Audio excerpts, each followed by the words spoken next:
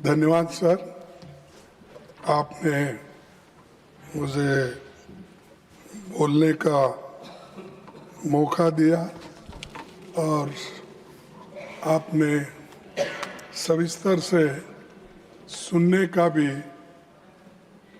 बात यहाँ पर रखी। इसीलिए मैं अपने बात को ठीक ढंग से रखूँगा और मैं यही चाहता हूँ कि सरकार के लोग ठीक से सुने और इसका उत्तर वो ठीक से दे, यही मेरी अपेक्षा है और आप मुझे डेफिनेटली सपोर्ट करेंगे, ये मेरी आशा है। सर, मैं शुरू करता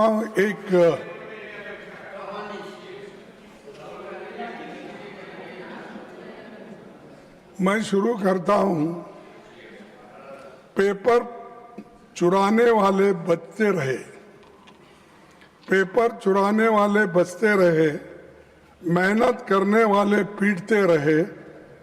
ये कैसा न्याय, ये कैसी रीत, गुनाहगार हंसते रहे, मासूम सिसकते रहे। यानी मासूम लोग आज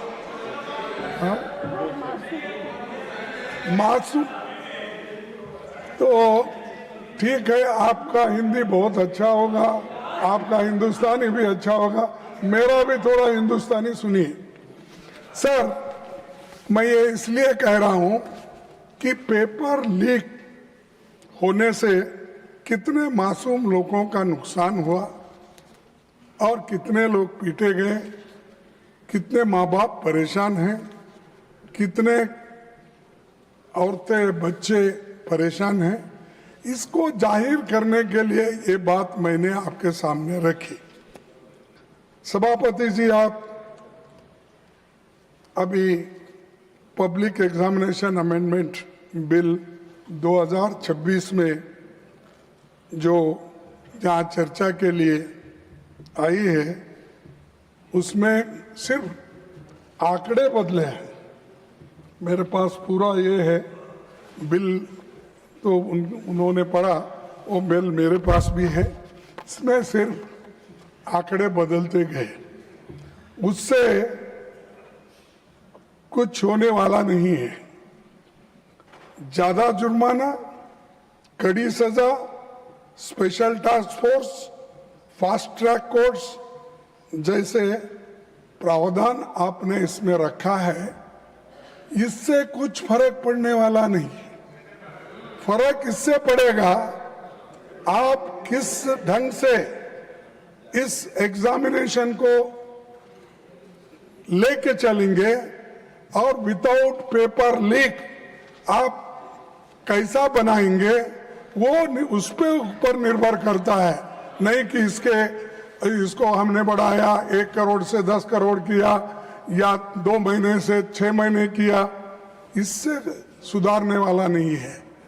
तो इसलिए मेरा कहना ये है कि ये तो नई बात तो नहीं है, लेकिन ये जो मजबूत कानून लाने के लिए हमने 2024 में ही इसकी मांग रखी थी, लेकिन तब आपने हमारी इस बात को नहीं माना और उधर से अभी अपने भाषण में कहा कि आप लोगों ने नहीं माना।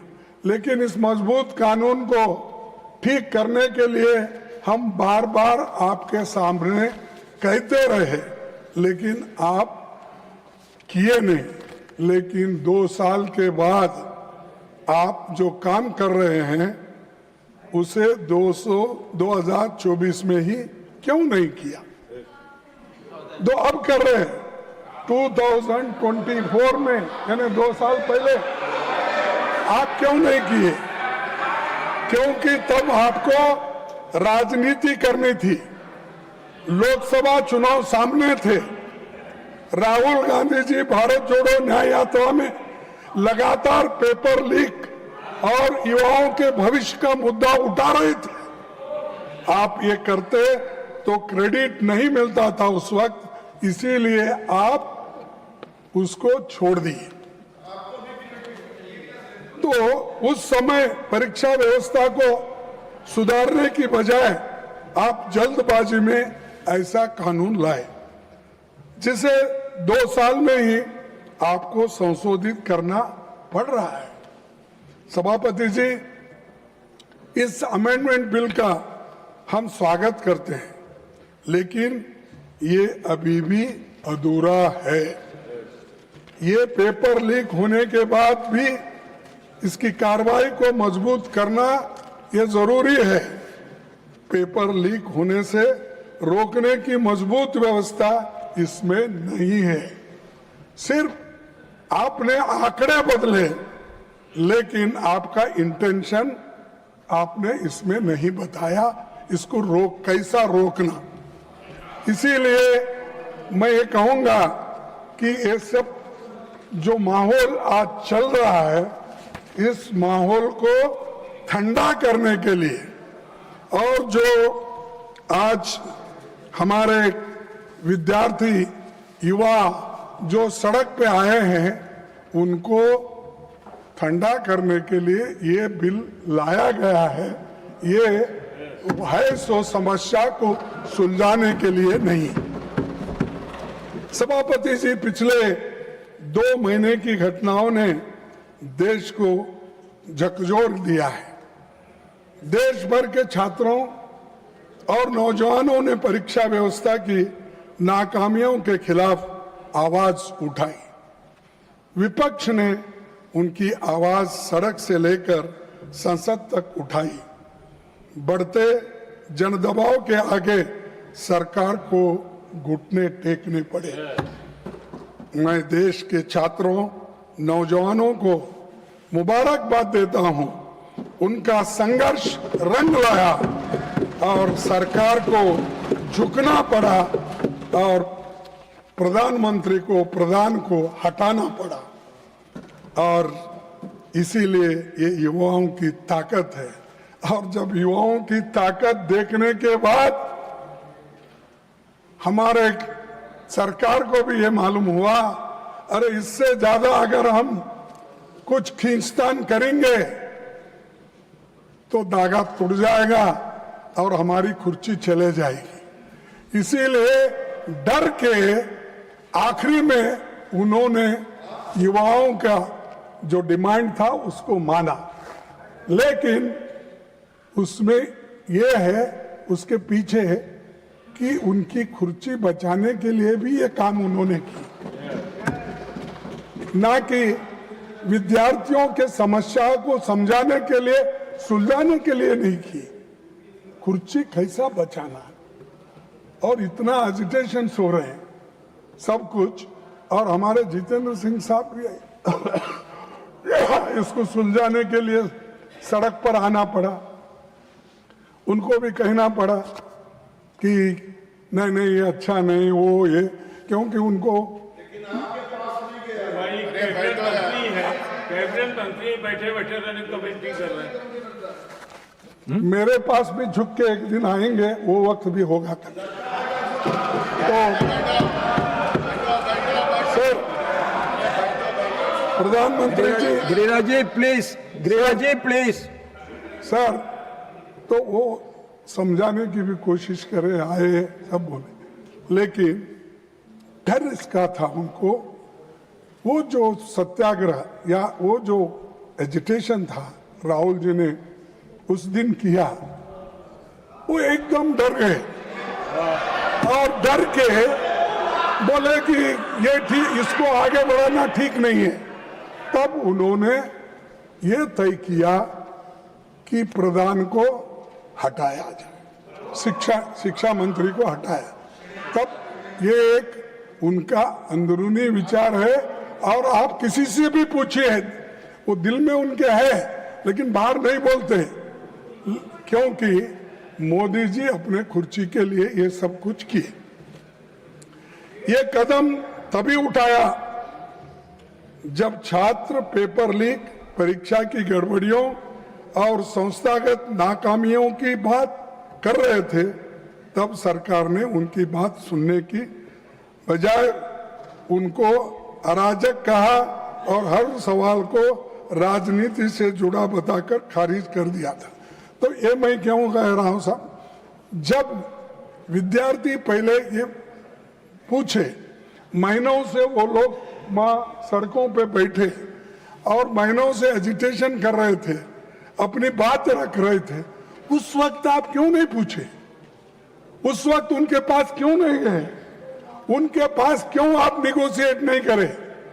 बाद में बुला के नड्डा साहब अपने चेंबर में बुला के समझाने के बजाय जिस दिन वो वहां बैठे थे उसके 2 दिन बाद या 3 दिन बाद अगर आप जाते तो ये समस्या नहीं होती, इतने लोग लाठी नहीं खाते थे, इतने लोग बर्बाद नहीं होते थे, इतने लोग बारिश में नहीं रहते थे। तो ये आपकी वजह से, आपके सरकार की वजह से ये सब भुगतना पड़ा।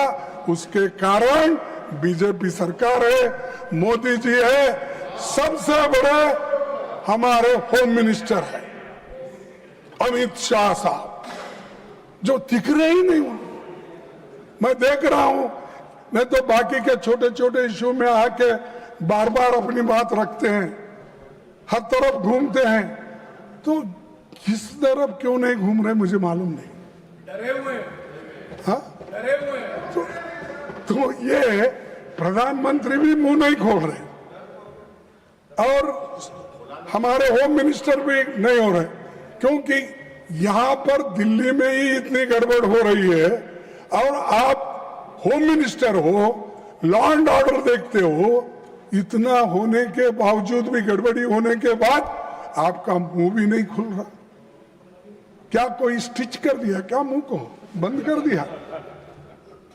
बोलना चाहिए था खुलकर।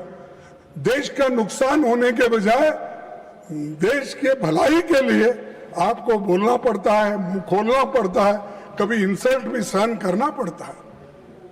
आप करना पड़ता नहीं, मैं नहीं आऊंगा, मैं नहीं बोलूंगा। अगर आप ऐसा बोलेंगे तो जो सबक स्टूडेंट्स ने तुमको सिखाया है उससे डबल सारे विद्यार्थी और युवक मिलके एक दिन फिर आपको वो सबक सिखाएंगे।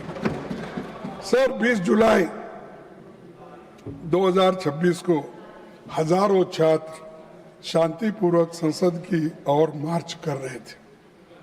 वे संवाद चाहते थे, लेकिन उन्हें मिला लाठीचार्ज, आंसू gas, water cannons, pellet gun, current वाले बैरिकेड, मेट्रो लाठी में कीले रखकर और रेलवे स्टेशन भी बंद करे और मेट्रोस बंद करे और इंटरनेट बंद करे।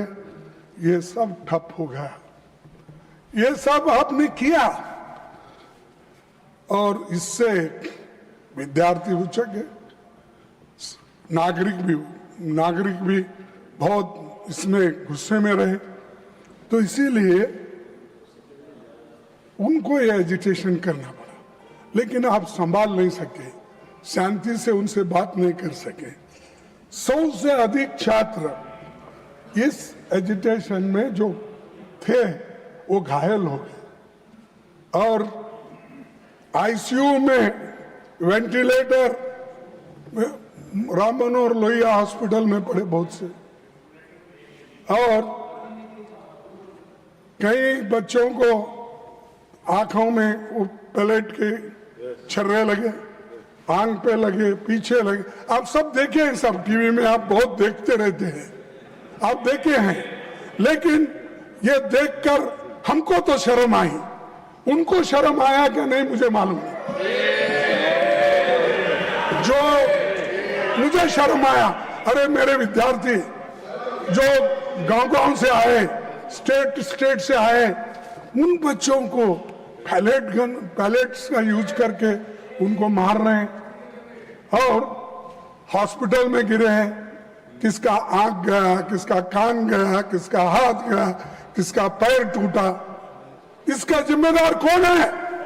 इसका जिम्मेदार आप है, होम मिनिस्टर है।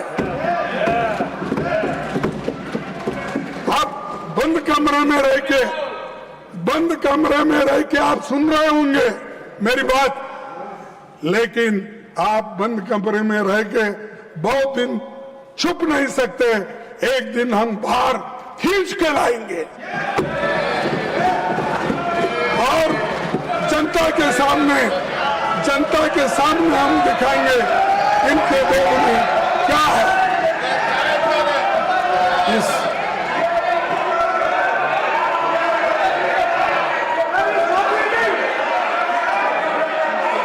सर, मैं कभी अनपार्लियामेंट्री वर्ड इस्तेमाल नहीं किया। मैंने यही कहा, हम बोले तो जनशक्ति, जनन, लोग, विद्यार्थी, महिला, ये लोग। मैं नहीं ऐसा जाके मैं खींच लेके आता हूँ नड्डा साहब को, होम मिनिस्टर को, ये नहीं बोला। मेरा कहना यह है कि ये जनशक्ति आपको खींच के लाएगी। कम से कम आके सदन में बैठो, बोलो, सुनो, रिप्लाई दो। अब हमेशा हर चीज का हमारे पास हमदर्द बोल के कोई औषध था, तेज नहीं, जिंदा तिलिस्मात। हर बीमारी को जिंदा तिलिस्मात, फीवर आने दो जिंदा तिलिस्मात, और कोई को बुखार आ गया वो जिंदा तिलिस्मात, अच्छा खांसी आ गई जिंदा तिलिस्मात, उसका नाम ही जिंदा तिलिस्मात। हर कौन सी बीमारी आने दो, लोग हैदराबाद में वो जिंदा तिलिस्मात ही देते थे साहब। तो वैसा इनके पास कोई नहीं। हमेशा जो अपने पोर्टफोलियो के विषय रहते हैं, ठीक है, एक आधा बार हमारे स्टेट मिनिस्टर्स उनके तरफ से बोलेंगे, कोई बहुत ही अर्जेंट काम है, ठीक है, वो बोलेंगे, लेकिन हमेशा सारी बात नड्डा साहब को लगा देते हैं। वो नड्डा साहब हर चीज का वो निभाते हैं। और उसके बाद अब जितेंद्र सिंह आए, हर चीज को उनको आगे करते हैं। और ये सब क्या है, ये सब जिंदा तिलिस्मात का काम कर रहे हैं। छोड़ो सर, 20 जुलाई की घटना के तुरंत बाद सरकार को देश के सामने पूरी सच्चाई रखनी चाहिए थी, लेकिन हैरानी है कि इतनी बड़ी घटना के बाद भी आज तक मैंने कहा पीएम या एचएम अपनी बात नहीं रखे, इसके बारे में रिग्रेट भी नहीं करे। रात के 12 बजे, रात के 10 बजे इंस्टाग्राम उसमें ऐसा लेके बात कर रहे हैं, और क्योंकि उनको नींद नहीं आ रही थी, बहुत परेशान थे। अरे आपको तो मन की बात बोलने की आदत है, आपको तो हर बात में इंटरफियर करने की आदत है, आपको तो पिछले सरकार को 100 बार गालियां देने की आदत है। कम से कम बच्चों को एड्रेस करने के लिए आपको समय नहीं मिला, रात के 12 बजे मिला। और दूसरे बात, धन्यवाद, वो भी रात के 12 बजे। Thank you friends. ये नए शब्द उन्होंने प्रयोग किए, नहीं तो हमेशा हिंदी में बोलते थे।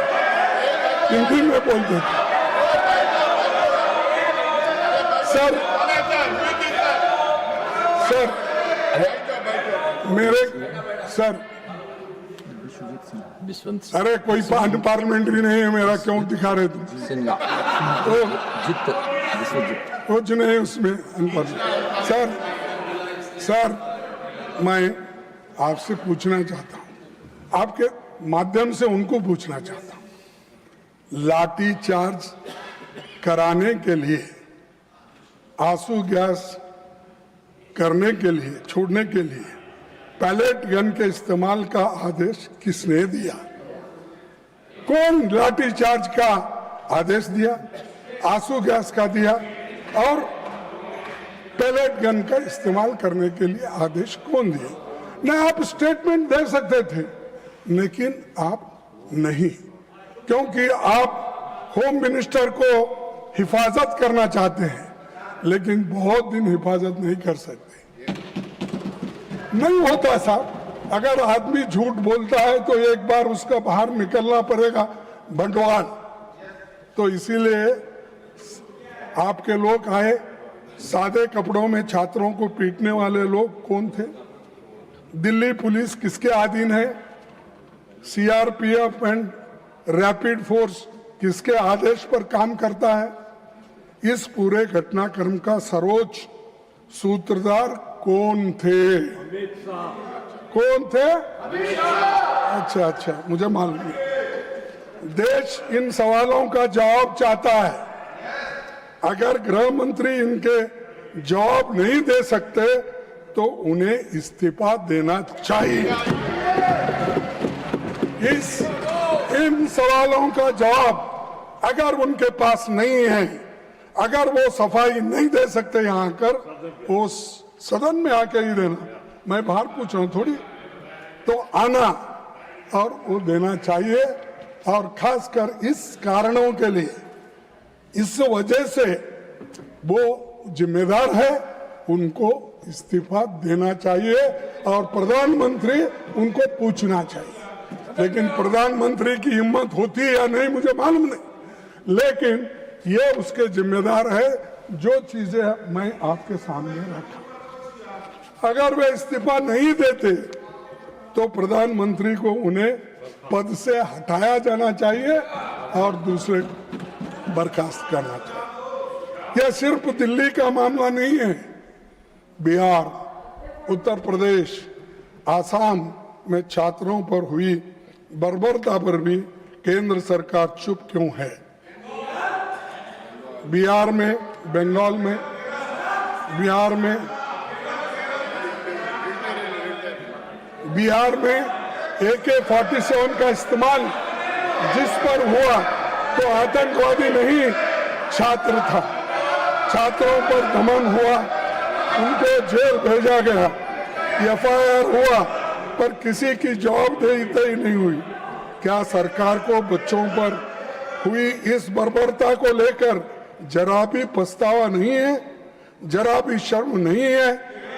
और मैं ये पूछना चाहता हूं कि ये जो काम हुआ, जिस तरह शिक्षा मंत्री जी इस्तीफे के बाद संसद के परिसर में बहुत पहुंचे, तो सत्ता पक्ष ने उनका जैसा स्वागत किया कि कारगिल युद्ध में जीत के आए जैसा उनकी स्वागत।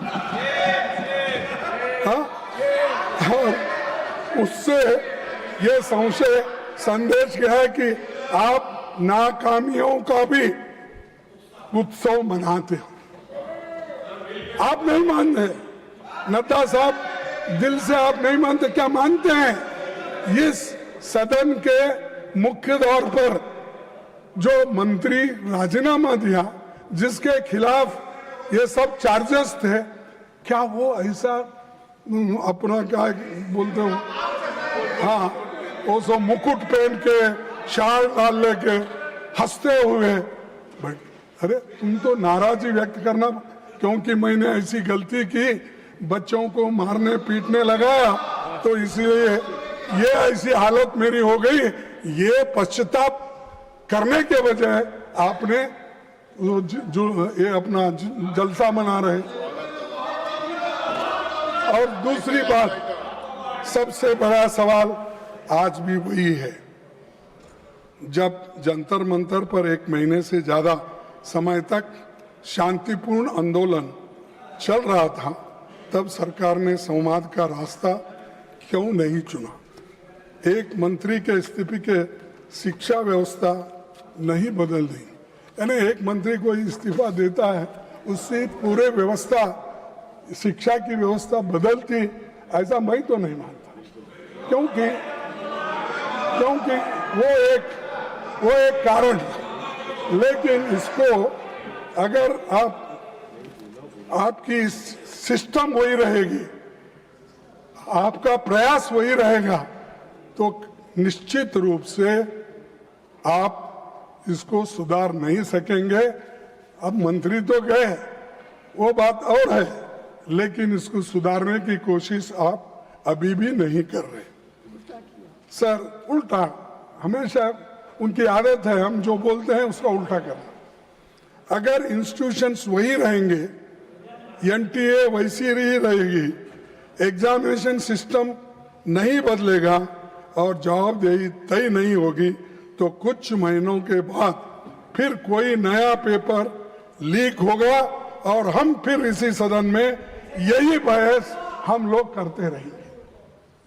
क्योंकि पेपर लीक के बारे में आपने जो बिल रखा वो एक तरफ है, लेकिन इसको रोकने के लिए क्या करें वो इम्पोर्टेंट था। लेकिन आप सिर्फ लोगों को आपको रोकना। सर सभापति जी, सरकार की नाकामी के सबसे ताजा मिसाल नीट यूजी 2026 है, जिसमें 22 लाख से अधिक छात्र बैठे थे।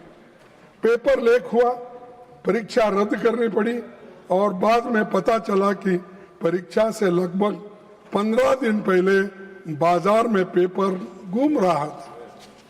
जांच में पता चला कि शिक्षा तंत्र में घुसा एक संगठित नेटवर्क नासिक, सीकर, दिल्ली, जम्मू कश्मीर, बिहार, केरला और उत्तराखंड तक ये फैला हुआ था। गिरोह खुलेआम काम कर रहा था, पर सरकार सोई हुई थी। क्या आपके पास इंटेलिजेंस नहीं है? क्या आपके पास आईबी नहीं है? क्या हर स्टेट, आपके हर जगह तो डबल इंजन है, सरकार है, डबल इंजन सरकार, क्या वो लोग इंफॉर्मेशन नहीं देते? क्या आप कलेक्ट नहीं करते? तो समय नहीं है सर, है सब व्यवस्था उनके पास, लेकिन समय नहीं, इसको सुलझाने के लिए समय नहीं, उसीलिए वो ऐसा हुआ। मैं पूछता हूं कि आपकी केंद्र और राज्य की खुफिया एजेंसी क्या कर रही थी, तो उसका जवाब उनके पास नहीं है। सभापति जी, ये कोई पहली नाकामी नहीं है। 2015 से लेकर 16, 21, 24 और 2026 तक नीट बार बार पेपर लीक और गंभीर गड़बड़ियों के आरोपों से घिरता रहा। हर बार मोदी की गारंटी फेल होते गई। हमेशा बोलते रहे मैं देख लूंगा, इस बार नहीं होने दूंगा, कड़ी से कड़ी सजा मिलेगी। कहाँ है कड़ी से कड़ी सजा? तो कड़ी तो टूट गई, लेकिन सजा किसको भी मिलेगी? सर, आज सरकार फास्ट ट्रैक कोर्ट्स की और स्पीडी इन्वेस्टिगेशन की बातें करती है, लेकिन उसका अपना रिकॉर्ड क्या है? 2024 नीट पेपर लीक मामले के मुख्य आरोपी को क्लीन चिट मिल गई है, जिनका नाम अभी हमारे जयराम रमेश जी ने लिया, मुखिया लिया। तो क्या किया साहब? उसको नाम मालूम है, जो आदमी किया वो भी मालूम है, डालना उसको पार्टी भी मालूम है। हाँ, पहले तो बोलते थे छोटी मोटी चीज को, अगर डी नोटिफिकेशन, क्या है वो, डिमोनेटाइजेशन में अगर मैं विफल हो जाऊंगा तो 15 दिन के अंदर मैं नहीं करूंगा, मैं चौराहे पे अपने आप को लटका देना, मेरे फांसी डाल। ये उन्होंने कहा, मैं मजाक से नहीं कर रहा हूं, आप ही की बात है। लगाओ ना इसको, जो आदमी किया आपको मिला है, आपके हाथ में है, जो आपको उसको क्लीन चिट दे रहे हैं, जो मिलता है उसको छोड़ रहे हैं, और आपका अचीवमेंट 0 है, किसी को शिक्षा अब तक नहीं हुई। तो सर 2026 मामले में दिल्ली की फास्ट ट्रैक कोर्ट में सीबीआई समय पर पेश तक नहीं हुई, और पिछले दशक में केंद्र और राज्य की कम से कम 152 परीक्षाएं पेपर लीक के शिकार हो गए। और खड़गे जी, आज तक how much minutes more you paper want? Leak के मामलों में sir How many more minutes you want? Because time is over, I am just asking. I want, sir, you could have asked me how many more hours you want instead of more. That again, that is correct, but we cannot sit endlessly. Sir, now. I will finish another half an hour. आज तक paper leak के मामले में किसी को सजा नहीं हुई। जब जांच और जस्टिस का यही हाल हो तो केवल कानून में कड़ी सजा लिख देने से न्याय नहीं मिलेगा। हर लीक लाखों छात्रों को यह संदेश देती है कि उनकी मेहनत की सरकार की निगाह में कोई कीमत नहीं है। इसका सीधा असर बच्चों के मानसिक स्वास्थ्य और पड़ता है और मोदी जी के कार्यकाल में लगभग 1.25 लाख छात्रों ने आपकी सरकार की नाकामियों के वजह से सुसाइड कर लिए हैं। सर, सरकार ने शिक्षा व्यवस्था में भरोसा बहाल करने की जगह हर बार केवल डैमेज कंट्रोल और हेडलाइन मैनेजमेंट किया है। देशव्यापी छात्र आंदोलन के दबाव के बाद 12 साल में पहली बार शिक्षा मंत्री का इस्तीफा हुआ, हायर एजुकेशन सेक्रेटरी का तबादला हुआ और एनटीए के 47 अधिकारियों को हटाने का दावा किया। लेकिन सर, इसमें मैं पूछ रहा हूं, 47 में कम से कम 15 जगह खाली है और बाकी के तो लोग कॉन्ट्रैक्ट बेसिस पे हैं। अब किसको निकाले आप? कहाँ हैं 47 लोग? तो ये सब दिखाने के लिए, कहने के लिए मत करो, लोगों के दिल जीतने के लिए करो, ये महत्व का है, और बच्चों की हिफाजत करने के लिए करो। सर, सरकार मानती है कि दोबारा परीक्षा करा देने की पेपर लीक का समाधान है। नीट 2026 री एग्जामिनेशन में 2 लाख से अधिक छात्र शामिल ही नहीं हो सके। छात्रों की तुलना में लगभग 2 गुनी छात्राएं परीक्षा से वंचित रही। कम समय में दोबारा परीक्षा ने आर्थिक रूप के कमजोर परिवारों पर आवास, ट्रैवल और अतिरिक्त खर्च का भारी बोझ डाल दिया। सर, करोड़ों छात्र अनिश्चितता में जी रहे हैं। परीक्षाएं टलती है, पेपर लीक होते हैं, नतीजे देर से आते हैं और भर्तियों का वर्ष तक अटकी रहते हैं। नतीजा ये होता है कि युवाओं का करियर रुक जाता है। कई उम्मीदवारों की उम्र सीमा निकल जाती है। इसीलिए हमारी मांग है कि सभी परीक्षाओं के लिए एक कानूनी रूप से टाइम बॉन्ड एनुअल कैलेंडर बनाया जाए ताकि सरकार भी समय सीमा के प्रति जवाबदेह हो और छात्रों का भविष्य अनिश्चितता से, भरोसे से न रहे। सर, मैं और एक चीज आपके सामने रखना चाहता हूं, वो है इसके बारे में कि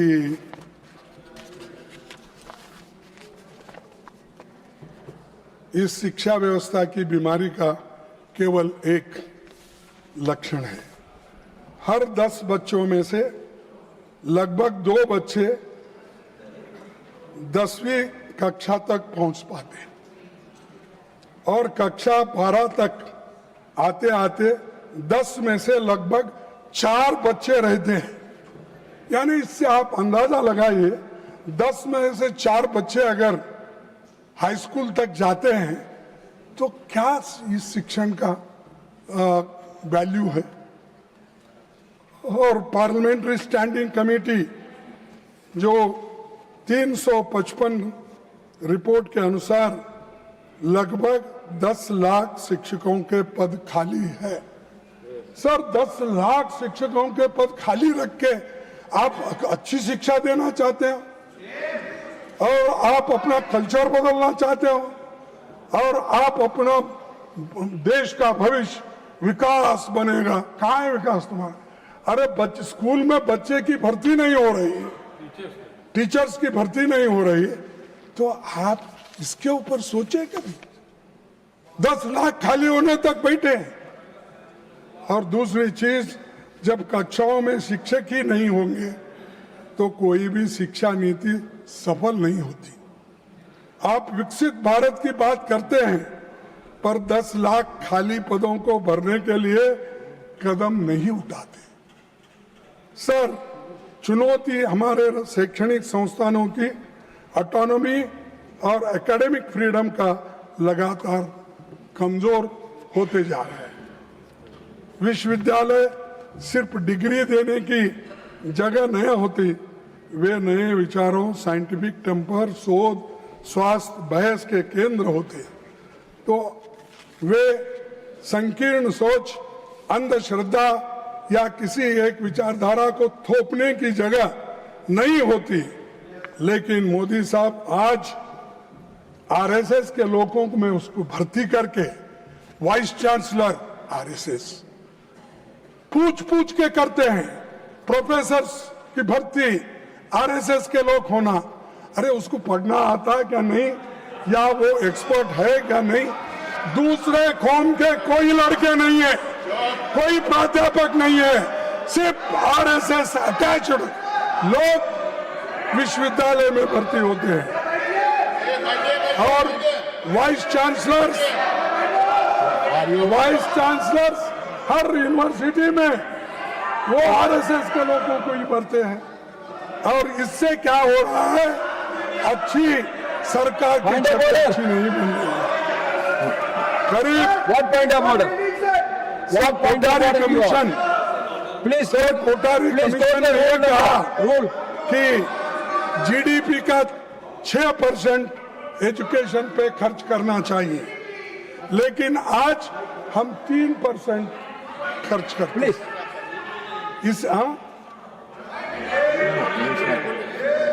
यानी 6% खर्च करना ये रिपोर्ट कहता है, लेकिन सरकार अब तक 3% खर्च कर रही है। इससे शिक्षण का सुधार होता है, बच्चों को शिक्षक मिलते हैं। अरे थोड़ी तो आप इसे ध्यान दो ना।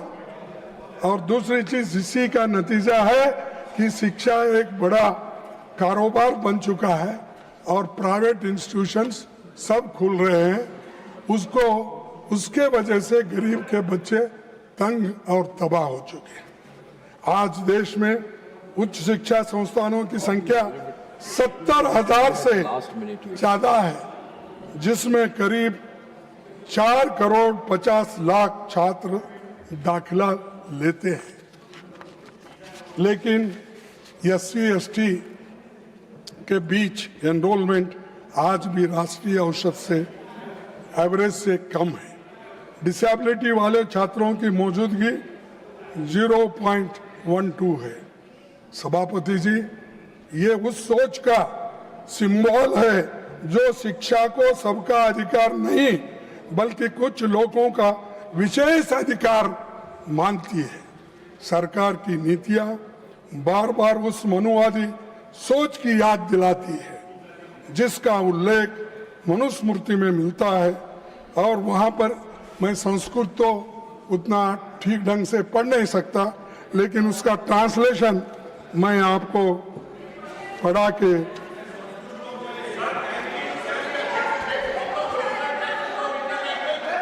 let him speak, please take your seat. Banshuji, please take your seat. Let him speak. If any objection is there, then we will look into it.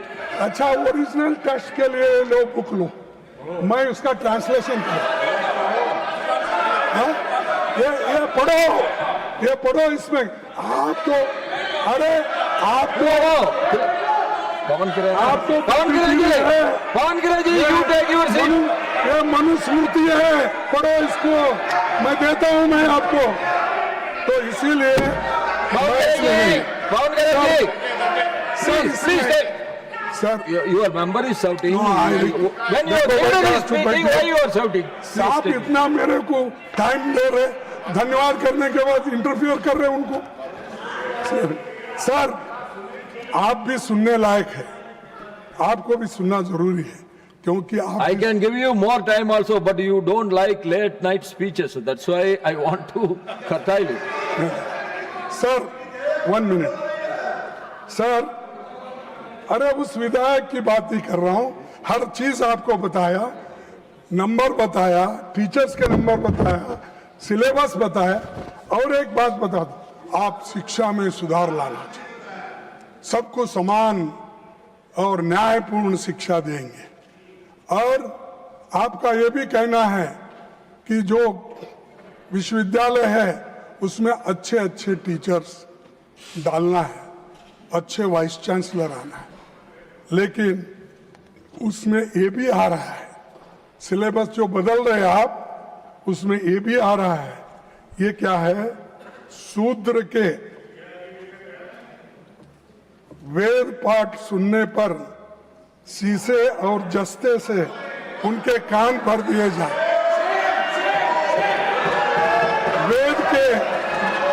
वेद के अक्षर का उच्चारण करने से, सर वेद के अक्षर का उच्चारण करने पर उसकी जीभ काट ली जाए तथा वेद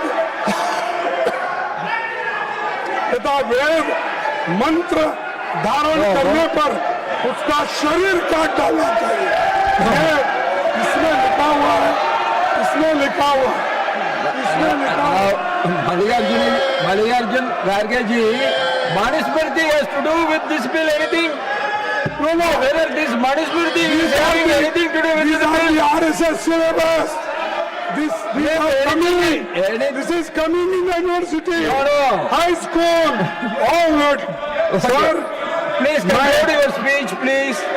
मैं आपसे Please यही take your seat. निवेदन I am going to call. करूंगा, ऐसे विचार Please take your seat. Please ऐसे take. विचारों Yes, को I understand. You please take your seat.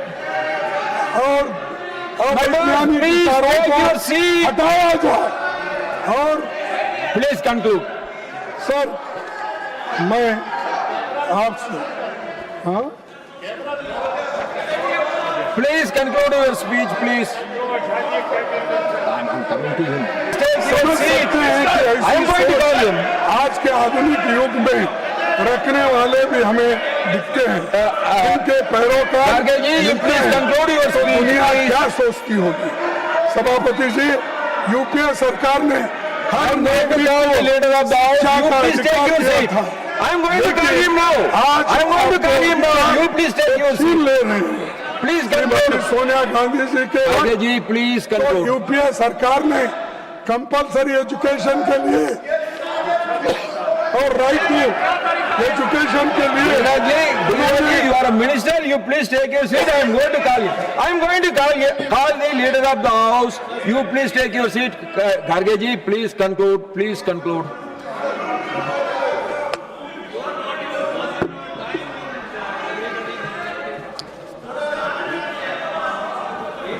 आप ऐसे सोच वालों को निकालना चाहिए।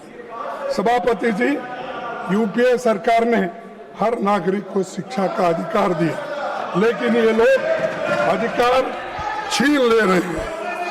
और मैं Please conclude. Kharge ji, please conclude. Now already 15 minutes. अरे तुम्हारे वजह से खराब हो रहा Kharge ji.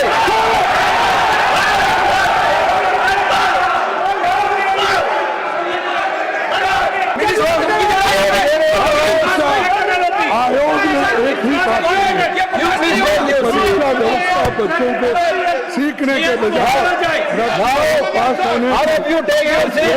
Leader of the house is going to do. Why you are shouting? Coaching को बढ़ावा मिलता है।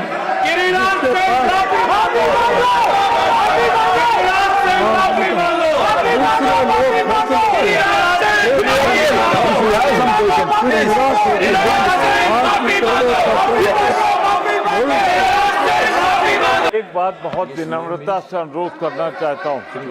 Tiwari. कि आज Tiwari ji, 1 minute. When you are speaking, when LOP is speaking, all your members are standing all the time. नहीं सब बैठ गए, सब बैठ क्या सब बैठेंगे? सब बैठ गए। क्या सब बैठेंगे? Every time I have to ask them. सब बैठ Every time I have to ask them. No, you should have some discipline. You should have some discipline. When I am asking him to speak, you are shouting. Sir एक minute बस, हाँ, मेरा एक व्यक्तिगत Yes.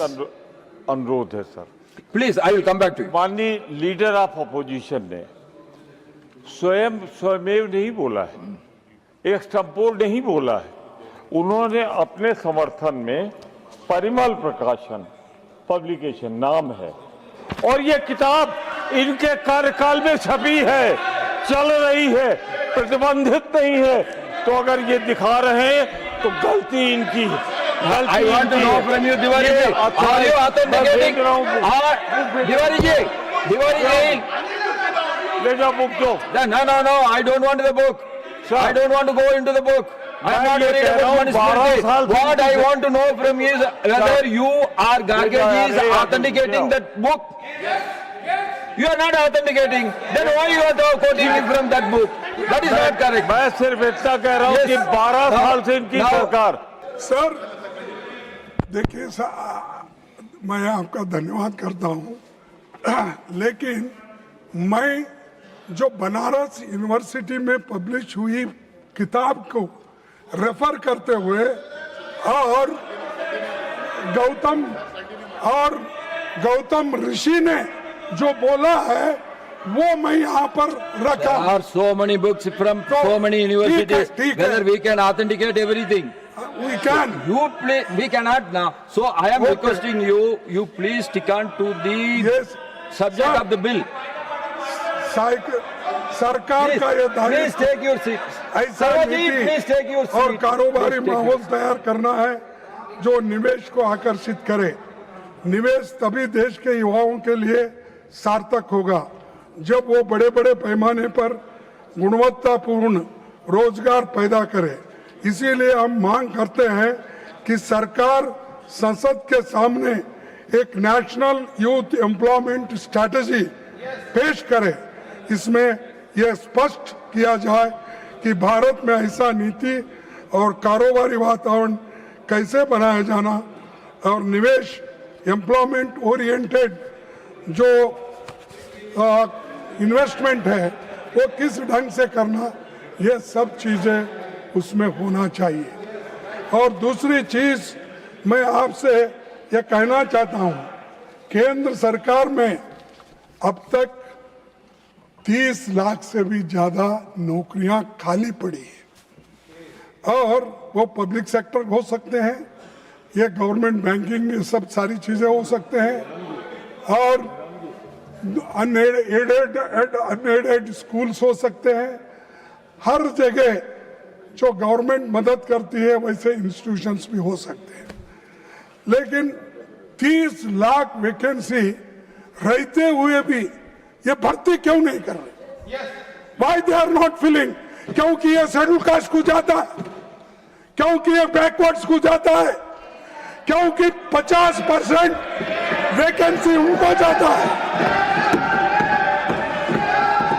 तो आप भर्ती नहीं करना चाहते और गरीबों के बच्चों को नौकरी नहीं देना चाहते, ये मंशा आपकी है। तो इसीलिए मैं आपसे गुजारिश करूंगा कि public sector units, government aided institutions, sanction post, इसको तुरंत ही भर्ती करना चाहिए। ये मेरी तीसरी मांग है। और लास्ट में मैं आपसे कहूंगा,